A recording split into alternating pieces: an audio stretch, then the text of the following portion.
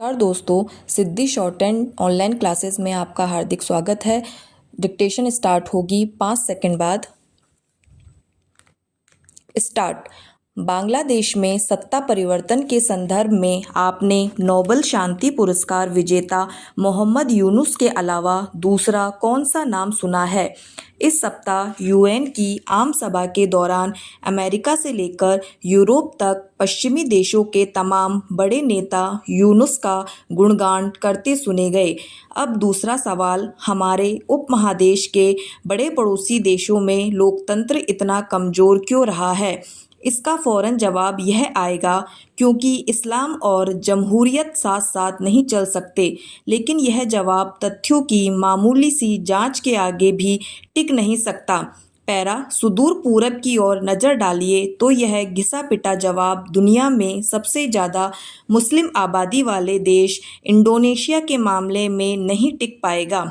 उससे पहले मलेशिया में भी सत्ता परिवर्तन शांतिपूर्वक होता रहा है, चाहे वे महाथिर मोहम्मद को ही क्यों न चुनते रहे हो।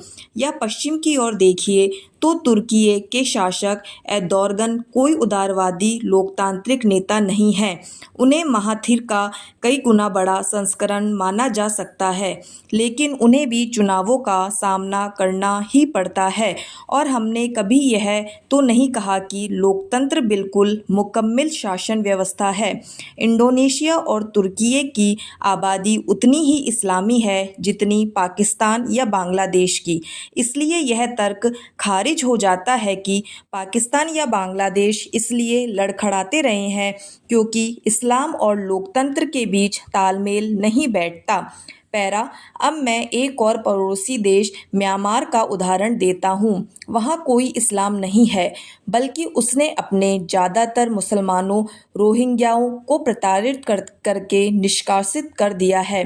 वह लगभग पूरी तरह से एक बौद्ध देश है। वहाँ मुख्यतः तानाशाह राज करते रहे हैं और फौजी हुक्मरान की चलती रही है, जैसा कि फरवरी 2021 में भी हुआ। नोबेल शांति पुरस्कार विजेता और एक लोकतांत्रिक नेता मानी गई आंग सान सू की को जेल में डाल दिया गया। म्यांमार को लोकतंत्र से वंचित करने के लिए आप इस्लाम को दोषी नहीं ठहरा सकते। तब किसे दोषी बताएंगे? बौद्ध धर्म को?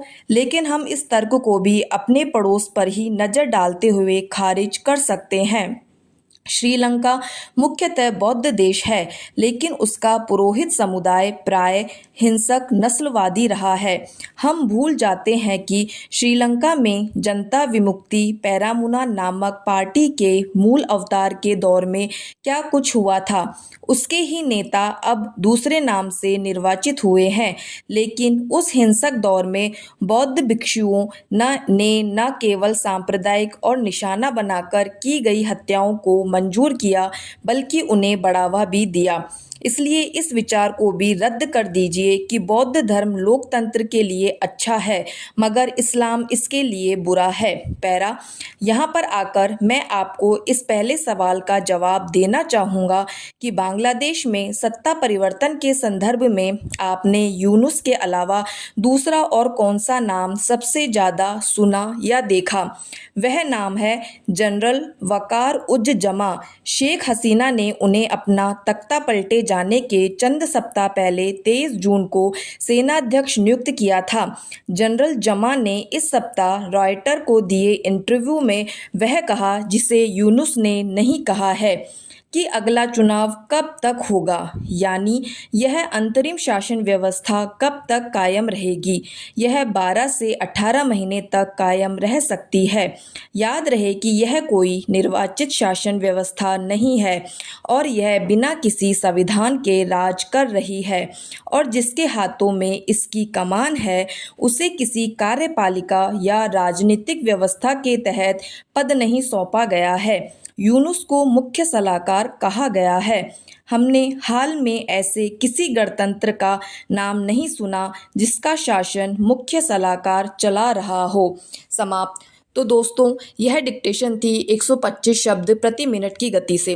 दोस्तों इस डिक्टेशन के अंदर कुछ शब्द ऐसे हैं जिनको हम शॉर्ट में लिखकर हम हमारी स्टेनो को और भी अच्छा कर सकते हैं।